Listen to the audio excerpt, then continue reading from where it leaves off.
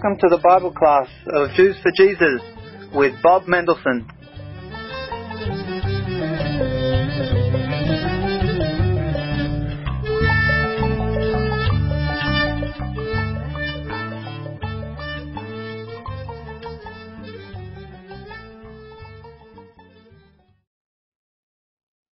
Tonight we're studying Exodus 22, and our text is all about stealing.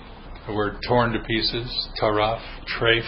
Let him bring it as evidence. He shall not make restitution for what has been torn to pieces. Stealing takes from everyone involved.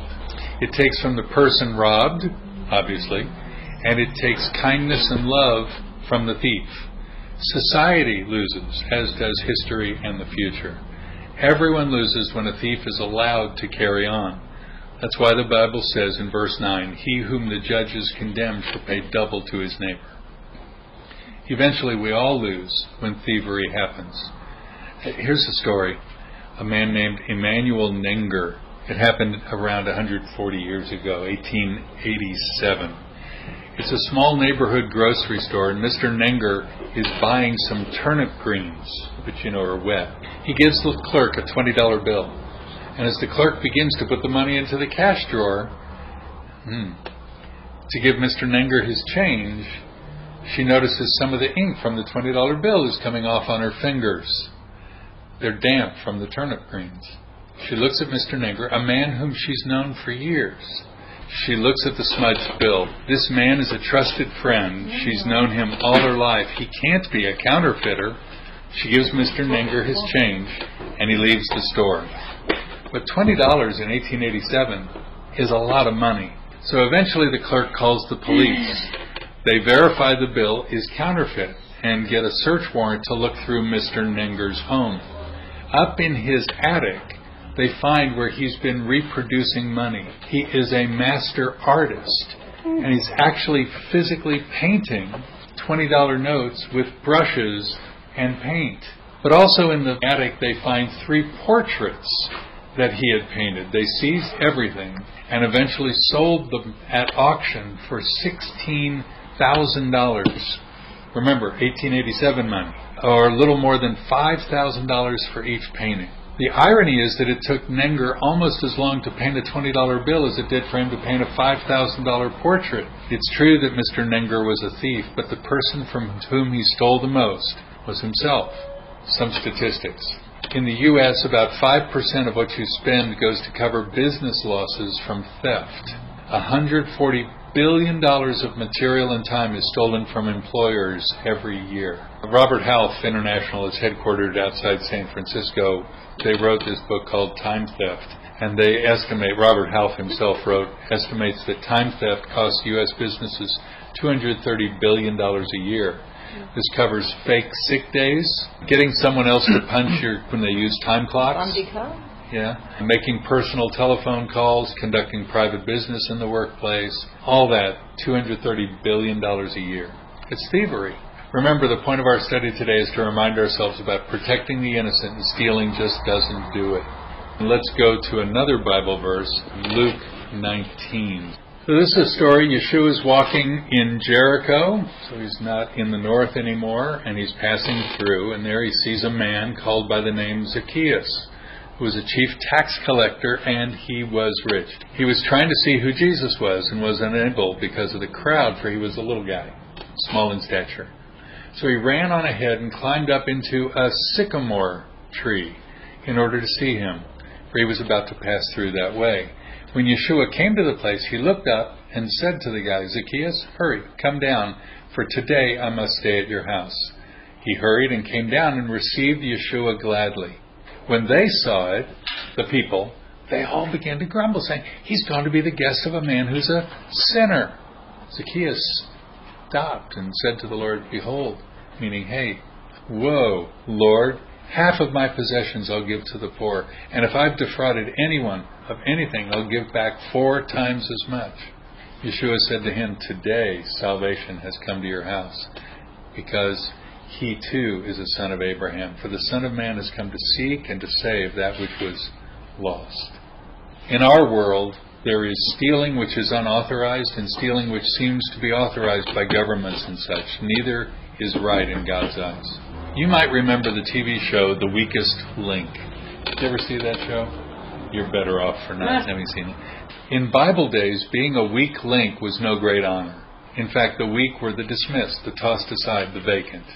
Weakness invited contempt. Weakness allowed others to conquer you. And in contrast, God was seen as the God who conquered, the God of strength. Listen to these quotes. 2 Samuel 22. The Lord is my rock and my fortress, my deliverer. Psalm 18. The Lord is my rock and my fortress and my deliverer. You get the picture. Proverbs 18:10, one of my favorites. The name of the Lord is a strong tower. The righteous runs into it and is safe. Into that situation, Yeshua, the Son of Man, enters. And since the beginning, he's been looking for the weak and the underprivileged. He's exactly not what you would imagine him to be. The Messiah is going to gather an army of men, right, who are conquerors. No, he gathers the underprivileged, the weak, the outcast, and the dismissed, you heard that word, into his own family.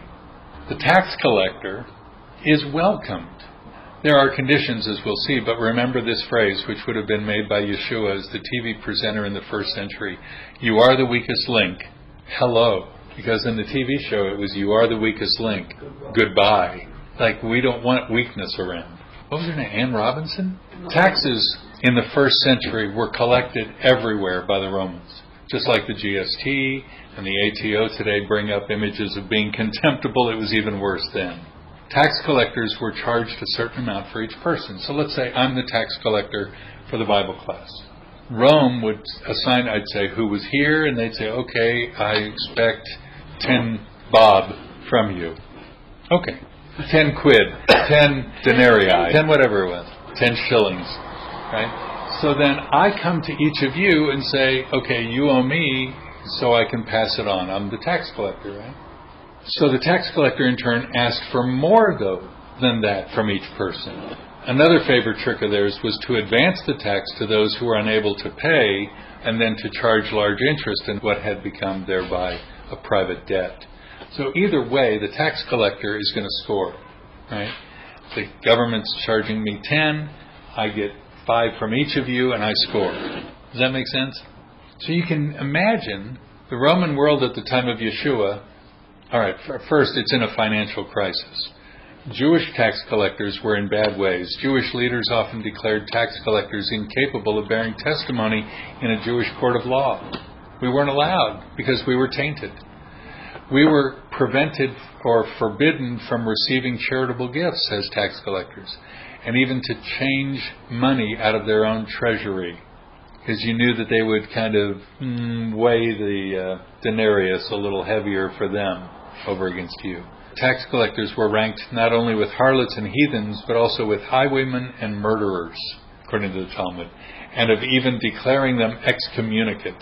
I mean, these guys were no goodniks. It was held lawful to make false returns, to speak untruth, or almost to use any means to avoid paying taxes. And about the time of Yeshua, the burden of such exactions must have been felt all the heavier on account of a great financial crisis around the year 33 in the Roman Empire. Just like we had with the global financial crisis 6 years ago now. So during that time, in 33 of our Common Era, so many were involved in bankruptcy and could not have been without its direct influence even upon distant Judah. So here's the unlikely hero on the gospel story, Yeshua, and Zacchaeus, one of those people, isn't he? He's viewed by Yeshua, and Yeshua calls him to join him. Zacchaeus says, if I've defrauded anyone of anything, I'll pay back 4 times as much. Verse 8. So Yeshua calls him, and Zacchaeus says, hey, I'll pay back 4 times as much. That's excellent. The ministry of God is getting into Zacchaeus' heart. He's learning what Moses wanted him to learn 1,500 years earlier, that a tax collector had no right to steal any more than any other Jew did from anyone else. It's dishonoring, and it's a lose-lose situation. What tree was he in? A sycamore tree. In Israel, the sycamore is a variety of fig. The word fig in Greek is sukon. Siko. And the word used in verse 8 is very important. Look at what it says. It's the word falsely accused or defrauded. The Greek word is sycophant, the word we translate into a yes man. Sycophant, from fig, sukon, and phino, I show or declare.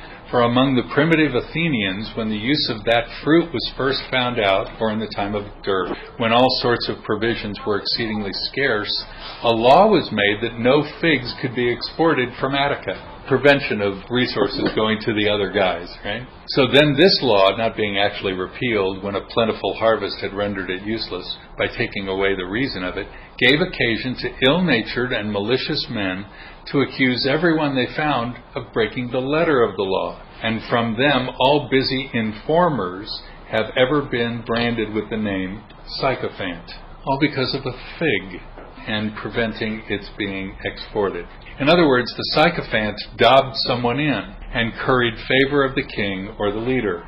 So here Zacchaeus says in the place of the fig tree that figging someone in, as they might have said in our parlance, was no longer the way of life, but following Yeshua was. He admitted to being a weak link. Yeshua agreed and welcomed him instead of rejecting him. Jesus did this all the time.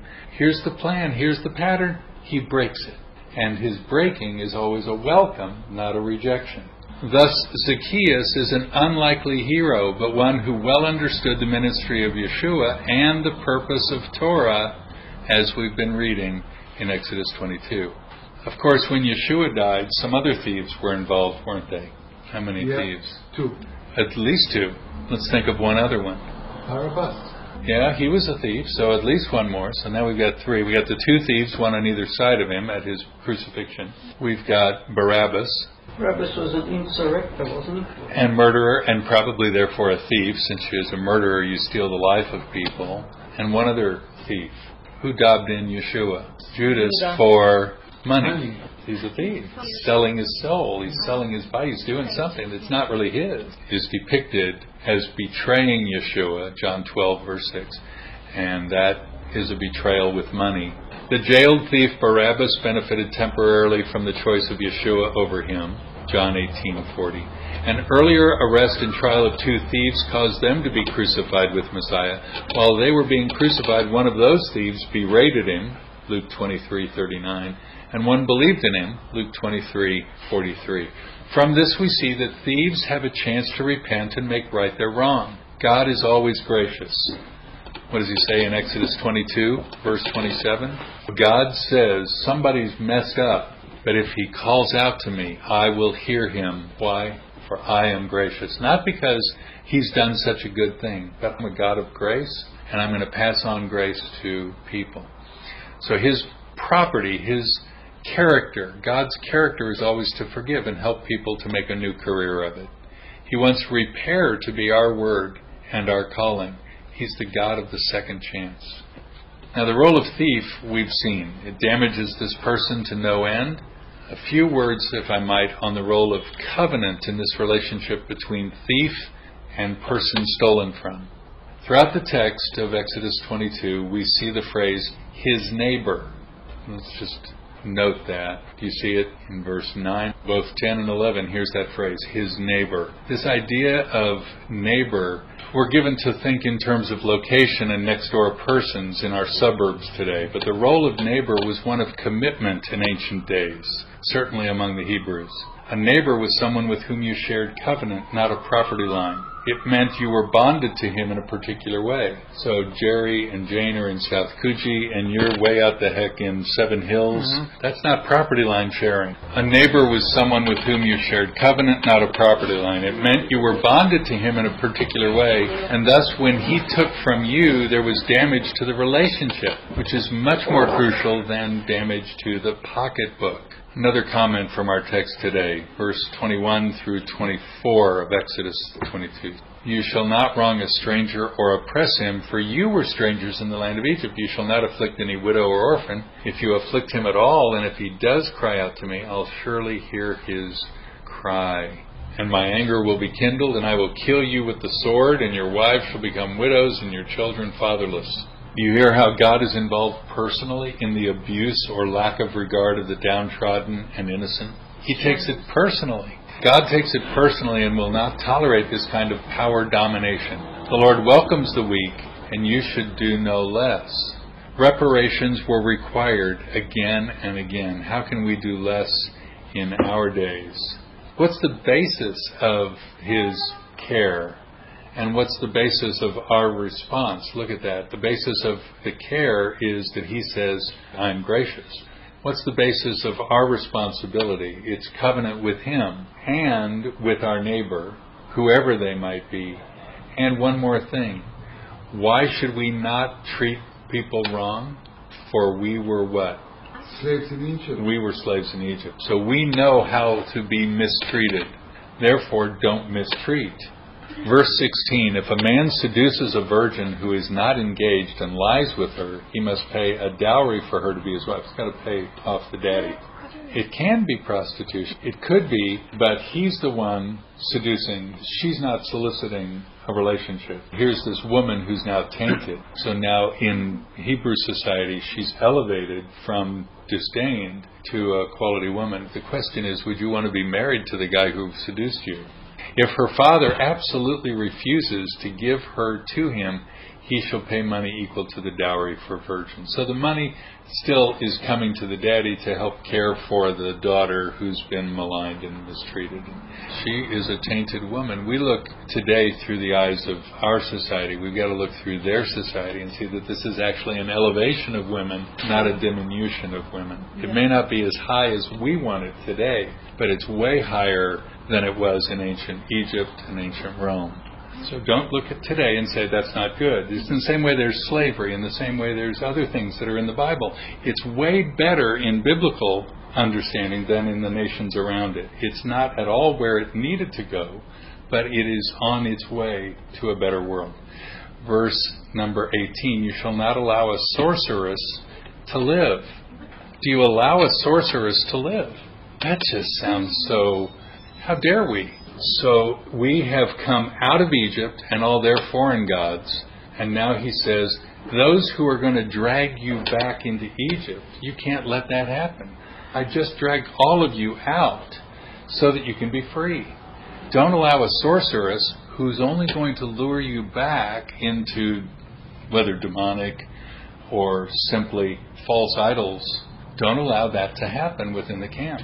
Whoever, verse 19, lies with an animal shall surely be put to death. This is not Three-Dog Night.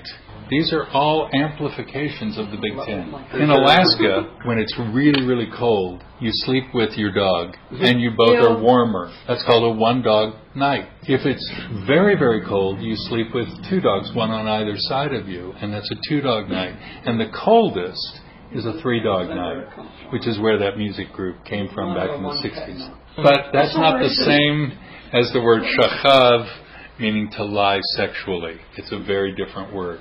Again, what's wrong with having sex with an animal? Yeah, it's rape. Okay. So it's forcing yourself on someone. What else is it? Unclean. Defiling yourself. Yeah, it's unclean, it's defiling. It's not regard of two families. It's stealing again.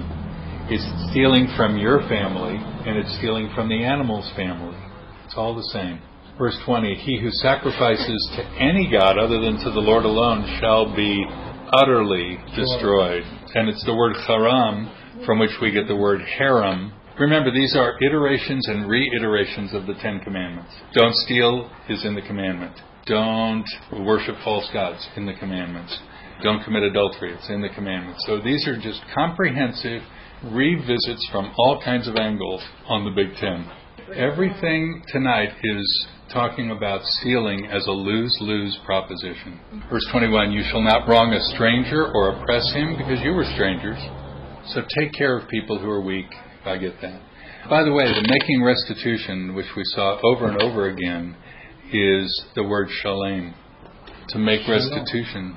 Shalom. That's right. Which means bring peace to the situation, which really means bring wholeness or complete and bring it to satisfactory conclusion. So when people are having an argument, you want to get to shalom. You want to get them, what does the Apostle Paul say? Whatever you can do, be at peace with one another. As far as it's your responsibility, be shalem. Make restitution. Do right with people. That's what he's saying. Verse 25, if you lent money to my people, to the poor among you, see how God identifies with the poor? Of course, you wouldn't need to loan money to the rich. But if you loan money to my people, to the poor among you, you're not to act as a creditor to him. Don't charge him interest. Which means that if you lend to people who are rich, you should charge them. They're not going to borrow from you. See, this is exactly why we need more and more laws, because the law says don't steal. And you say, well, maybe we could work it out on the inverse instead of the converse. Here's the question. When in the Middle Ages, late Middle Ages, the Jewish people had a profession. And where did that profession come from? What was the job of many Jewish people? Moneylender. Why did we get the Shylock profession? Couldn't be an architect, couldn't be a doctor, couldn't go to law school. A lot of places couldn't own property, certainly couldn't have that property on that side of town. So the job that Jews could do, besides working the fields in agriculture, was moneylending. That was the city job of a Jew. Why couldn't a Christian do that? The Torah right here forbids. So the Catholics, they were the only game in town, said, verse 25, that because of God caring about the poor, we as Catholics can't loan money to each other. So here's a guild, here's a carpentry guild. Okay, so the guy wants to build a house. He goes to Father O'Malley and he says, Father, I need, £1,000 to build a house. And he says, okay, but the church can't give you money because we can't charge interest. So what they do? Hey, Shylock, come here. You loan this guy in the guild £1,000 and we'll give it to you. So the church gives money to the Jew gives money to the carpenter, but the church can get interest from the Jew because he's not the brother. Here's the church that can't charge its members interest. But they can charge a Jew because he's an infidel usury. So here, the church gives Mr. Goldberg or Shylock £1,000, says, pass that on to the Catholic who's going to build the house. However, when you come back to me with my 1,000, make it 1,100. So the church can charge the Jew interest, but the church can't charge its own people interest. Here's Shylock who gets the 1,000 and gives it to the carpenter. But now he tells the carpenter, you owe me 1,100. The carpenter hates the Shylock because the Jew has now stolen from him, charged him excessive rates.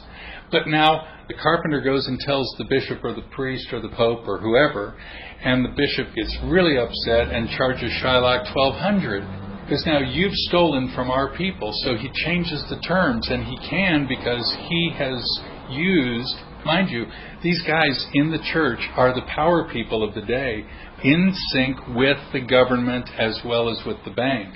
So they are both. What do? They change the terms, and the Jewish lender, the money lender, whose only job is that, has no recourse but to say, okay, I'll pay him 1,200. So now he's out money. He's losing all the time. The Jew, the tax collector, is the hated by everyone. And all he's trying to do is survive. So money lending became the Jewish profession of the late Middle Ages, so that the guilds and everybody in the professions, the tradespeople, could get the money without usury. Learned and worked well with government, worked well with banks. Before there was something called the ASX and the New York Stock Exchange, there was money lending, and it has been going on for a long time. It's not a new thing. The church was the bank. That's part of the problem. So they can't charge their own people interest, but they can charge the infidel Jews the interest. There's the cost of money. Verse 26, if you ever take your neighbor's cloak as a pledge, you're to return it to him before the sun sets. I like that. You don't have to hold on to it for 2, 3, 4 days. Give back to people when it's time. Don't delay. When it's in your power to do it, don't withhold from him to whom it is due, the scripture also says. For that is his only covering. It's his cloak for his body. In other words, when you keep something even for a little longer, it just says, don't steal. Why do we need another chapter? Because now stealing involves keeping something for a little longer. And you say, well, I'm not really stealing. I'll give it back to him next Tuesday. No, give it back to him before the sun sets. So the legislation is a boundary that prevents people from mistrust and allows us to trust one another within the confines of government and restrictions. Don't curse God, don't curse a ruler of your people. Verse 28. Why? You shall not delay the offering from... that's so weird. Don't curse God and curse a ruler of your people. Why would you stick that in there? So these 10 commandments keep lacing back and forth and back and forth. And the first commandment is, I'm the Lord your God. Have no other gods before me. So honor God, honor these people. This is how it works. Don't delay the offering from your harvest and your vintage. That's an offering to God. Firstborn of your sons you shall give to me. So everything is about not stealing tonight. Because when you steal, everybody loses. Do the same with your ox and your sheep. Be with its mother 7 days. The 8th day, give it to me. So do things in the right time, at the right place, in the right attitude. You shall be, verse 31, holy men to me. You should not eat any flesh torn. There it is again, treif. In the field you shall throw it to the dogs. Kelev. I like that. God makes it pretty clear how these things should work. Now, if you read sections of Talmud, you will see this amplified dozens of times, where the situation of boundary lines and the situation of clothing and clothing rights, and now look at how many courts and how many lawyers it takes to decide heir rights, heir over a property. So you can go out and buy dirt. Well, above that dirt is heir. So let's say you own a property over here in Bondi Beach, and somebody cleverly 100 feet up the road says they're going to bring in all this landfill and put a house up there just between you and the beach. You say, oh, it's all right, there's plenty of room there. But then they want to build it up 4 stories high, and you've only got a 1-story property. Now your view of the ocean is blocked. So in many places around the world, you can buy the air above that property so that it prevents their going up above a certain height. This is all rights, property rights, land rights, oxen rights, money rights. God is very clever in economy, and it's all based on don't steal. And it's really based on, number 1, honor God. Have no other gods before me. All the rules, all the 613 laws of Scripture are based on number 1, that God is and you're not. Would you say that all the laws of modern men today is based on the Torah or some parts of the Torah? Western society draws its legislation and constitution originally from the Judeo-Christian ethic, it says. But many people in France, for instance, have nothing close to that. So I say most of Western civilization draws it from Judeo-Christian informing, but not everywhere. What is the significance of paying back double? Paying back a certain number, because it's not just like Zacchaeus wanted to do it 4-fold, which is wonderfully generous and yet equal to what the sheep cost was. Look, it's not just you steal one thing, here's that one thing back, because that one thing would have had a benefit for a longer time. And you're taking not just today, but you're taking tomorrow and next month and whatever. So you had a possible gain on that property or investment that was larger than just today. So paying back 4 times really prevents your stealing. It's really a deterrent. It's Bible. And a lot of people say, oh, it's just so full of these and thous and do's and don'ts. But look how kind it is to strangers. Look how kind it is to families. Okay, so that's Exodus 22. Next week we carry on with chapter 23.